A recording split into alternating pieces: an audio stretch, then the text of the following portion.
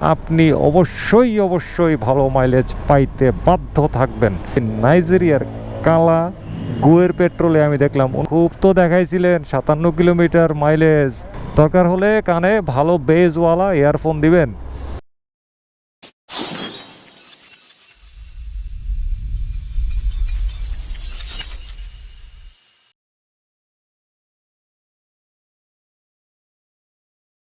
Hello viewers, কেমন আছেন সকলে? আশা করি প্রত্যেকে ভালো আছেন, সুস্থ আছেন এবং নিরাপদে আছেন। রাত্র বাজে 9:55 আর আমি শুরু করছি ব্লগ। আমি কতটা বেরোশিক না, সমস্যাটা হয়েছে কি, ফুয়েল নাই, রিজার্ভে চলতেছি, যাইতে হবে ফুয়েল নিতে। আর এই ফাঁকে ভাবলাম আমার এই বাইকের মাইলেজ এই দফা ফুয়েলে কতটুকু পাইলাম। ঠিক আছে, এই যে তেলটা আমি এতদিন পুরাইছি, এই তেলটা কিনছিলাম হচ্ছে 125 টাকা লিটারে, 5 টাকার ডিসকাউন্ট পাইছিলাম। 5 টাকার ডিসকাউন্ট আজকেও পাবো। আর এই তেলটা নিয়েছিলাম কোত্থেকে খেয়াল আছে? আফ্রিকা থেকে নিয়েছিলাম, কিন্তু ঠিক আছে, আফ্রিকার নাইজেরিয়া থেকে নিয়েছিলাম। তো চলেন আজকে তেল আবার নেই, পেট্রোল, দেখি আমার মাইলেজ নাইজেরিয়ার তেলে কতটুকু আসছে। ওহো, চলে এসেছি আমার সেই কাঙ্ক্ষিত পেট্রোল পাম্পে। তালতলা বাস স্ট্যান্ডের খুব কাছে এটা, হাসান ফিলিং স্টেশন। আমি নেব হচ্ছে পেট্রোল, প্রতি লিটার 5 টাকার ডিসকাউন্টে দ্বিতীয় দফা পেট্রোল নিচ্ছি আজকে। স্টার্ট অফ করলাম। এই ভাই ফুল ট্যাঙ্ক দাও। কাকা কই? ও, আর আরেকটা ছেলে আছে না, ও কই? 5 টাকা ডিসকাউন্ট, প্রতি লিটারে 5 টাকা ডিসকাউন্ট।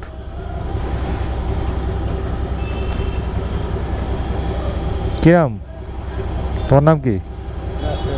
রাসেল। তোমার নাম পেট্রোল লেখা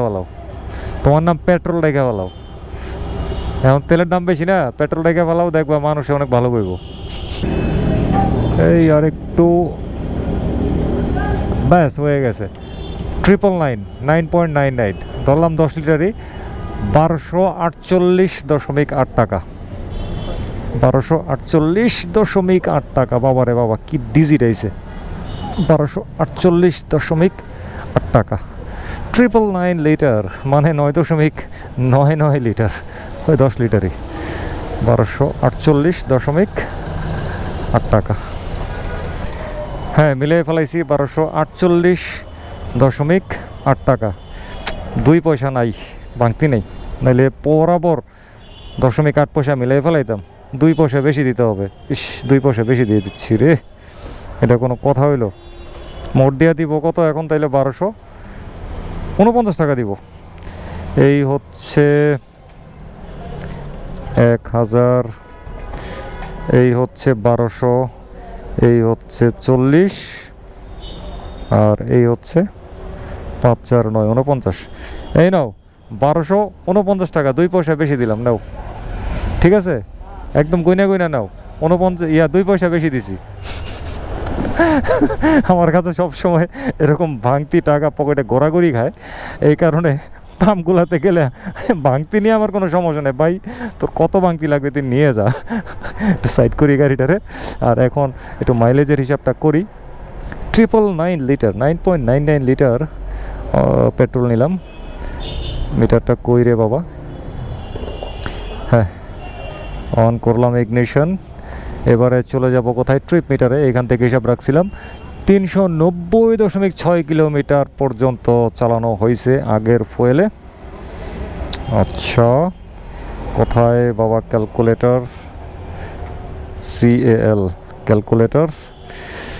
আচ্ছা, তাহলে 390.6 ভাগ হচ্ছে, নিলাম হচ্ছে 9.99। আমার মাইলেজ আসলো 39.09 কিলোমিটার। বলা যায় প্রায় 40ই। আচ্ছা যাক, 40 ধরলাম না, ধরলাম 39 কিলোমিটার পার লিটার পেট্রোলে পাইলাম এই দফা। মাইলেজটা কমে আসছে, আগে কিন্তু আরও ভালো মাইলেজ ছিল। এই নাইজেরিয়ার কালা পেট্রোল, ফাউল পেট্রোল, এই নাইজেরিয়ার পেট্রোলে মাইলেজ আমার সবচেয়ে কম আসছে, খারাপ আসছে। আর নাইলে এর আগে যখন আমি চায়না পেট্রোল নিয়েছিলাম, ওরে বাইরে ভাই 57.38 কিলোমিটার আসছিল। আর থাইল্যান্ডের পেট্রোলে আর একটু কম আসছিল, কিন্তু এই নাইজেরিয়ার কালা গুয়ের পেট্রোলে আমি দেখলাম 39 কিলোমিটার মাইলেজ আসছে। এটা কোনো কথা? হ্যাঁ, নাইজেরিয়ার মানুষ যেরকম কালা, তেল যেরকম কালা, মাইলেজটা পাইছে এরকম কালা। ট্রিপ মিটার জিরো করা শেষে, অর্থাৎ ট্রিপ 1 মিটার জিরো করা শেষে বের হয়ে গেলাম কাঙ্ক্ষিত পাম্প থেকে পেট্রোল নেওয়া শেষে। এইবার কিন্তু আমি পেট্রোল নিছি কোত্থেকে জানেন? বাংলাদেশ থেকে। জ্বালানির মূল্য বৃদ্ধির পরে প্রথমবার নিয়েছিলাম চায়না থেকে, এরপরে নিলাম থাইল্যান্ড থেকে, এরপরে নিলাম হলো কালা নাইজেরিয়া থেকে, আর এইবার নিলাম হচ্ছে বাংলাদেশ থেকে। না, বাইরে থেকে আসলে আর তেল নিব না। বিদেশে যাতায়াত করতে করতে অবস্থা খারাপ হয়ে যায়, পাসপোর্ট করা লাগে, ভিসা করা লাগে, কী যে একটা অবস্থা রে ভাই। এবার মনোযোগ দেন আসল কথায়। কারো কারো মনে প্রশ্ন জায়গা গেছে অলরেডি যে ভাই খুব তো দেখাইছিলেন 57 কিলোমিটার মাইলেজ আপনার পালসার এনেছে, কোথায় গেল আপনার 57 কিলোমিটার মাইলেজ? দেখান তো আবার। খুশি হওয়ার কারণ নাই, উত্তর দিয়ে দিচ্ছি। সেটি হচ্ছে কেন আমি 57 কিলোমিটার মাইলেজ ওই একবারই পাইছি, পরবর্তীতে কেন আর আসলো না। বিষয়টি হচ্ছে কি জানেন, 57.38 কিলোমিটার পার লিটার পেট্রোলে যখন মাইলেজ আমি পাইছিলাম, তখন আমার বাইকের কন্ডিশন যা ছিল ওই অবস্থা কি এখন আছে?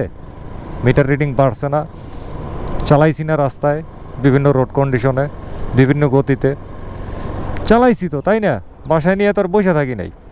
ক্ষয় তো হয়েছে, এয়ার ফিল্টারে ময়লা পড়ছে, তারপরে ভালভ ক্লিয়ারেন্স অ্যাডজাস্টমেন্টে নিশ্চয়ই কিছু না কিছু নষ্ট হয়েছে। তাছাড়া মাইলেজ কমতে পারে এরকম কিছু না কিছু আরও হয়েছে। রাইডিং স্টাইলে নিশ্চয়ই আমার পরিবর্তন আসছে। এই কারণে আমার মাইলেজ 57 কিলোমিটার পরবর্তীতে আমি আর পাই নাই। তো 57 কিলোমিটার পাই নাই, এজন্য আমার কোনো দুঃখ নাই। এই যে আজকে নাইজেরিয়ার কালা পেট্রোল দিয়ে যে 39 কিলোমিটারও পাইছি, এটাই বা কম কি? এয়ার ফিল্টারটা সাফ করাবো, ভালভ ক্লিয়ারেন্স অ্যাডজাস্টমেন্টটা আবার চেক দিব, যদি নষ্ট হয়ে থাকে আবার সারাই করে ফেলবো, আবার পাবো, আবার নষ্ট হবে, আবার করে আবার 57 বা 50 কিলোমিটার মাইলেজ আনবো ঢাকা শহরের ভেতরে। এভাবেই চলতে থাকবে যতদিন পালসার NS160 সিঙ্গেল ডিস্ক আমার কাছে থাকে। আর ভালো মাইলেজ পাওয়ার জন্য অনেকগুলা কাজ নিয়মিত করা লাগে, মনিটরিং করা লাগে। কিন্তু কি কি বিষয় মনিটরিং করা লাগে সেগুলা নিয়ে কিন্তু আমার বিস্তারিত ভিডিও বানানো আছে কয়েকটা পর্বে। ভালো মাইলেজ পাওয়ার উপায় লিঙ্ক পেয়ে যাবেন এই ভিডিওর ডেসক্রিপশন বক্সে। মেহরবানি করে ওই ভিডিওগুলা একটানে শুনবেন, ভালো করে কান পেতে শুনবেন, কান পরিষ্কার করে নেবেন কটন বাডস দিয়ে, তারপরে শুনতে বসবেন। দরকার হলে কানে ভালো বেজওয়ালা ইয়ারফোন দিবেন। ওই ভিডিওগুলো শুনলে এবং ওগুলো নিয়মিত যদি আপনারা প্রতিপালন করেন, তাহলে আপনার যে কোনো বাইকই হোক না কেন বাংলাদেশের, আপনি অবশ্যই ভালো মাইলেজ পাইতে বাধ্য থাকবেন, গ্যারান্টি দিলাম। আমার ওই কথাগুলো পালন করতে হবে, খালি শুনলেই হবে না, পালন করতে হবে এবং নিয়মিত পালন করতে হবে। তো ঠিক আছে, দেখলেন তো লাস্ট মাইলেজ আমার বাইকে কত আসলো, আর এর মধ্য দিয়ে শেষ করে দিলাম আজকের ব্লগ। তো সবাই ভালো থাকবেন, সুস্থ থাকবেন, নিরাপদে থাকবেন, নিরাপদে মোটরসাইকেল চালাবেন, ট্রাফিক আইন মানবেন, আর মোটরসাইকেল চালানোর সময় অবশ্যই ফুল ফেস সার্টিফিকেট হেলমেট করবেন। ও হ্যাঁ, আরেকটা কথা, সেটা হচ্ছে কি ড্রাইভিং লাইসেন্স করে ফেলার ব্যাপারে সিরিয়াস হন, সিরিয়াস, অনেক সিরিয়াস হইতে হবে, প্রচুর সিরিয়াস। খোদা হাফেজ।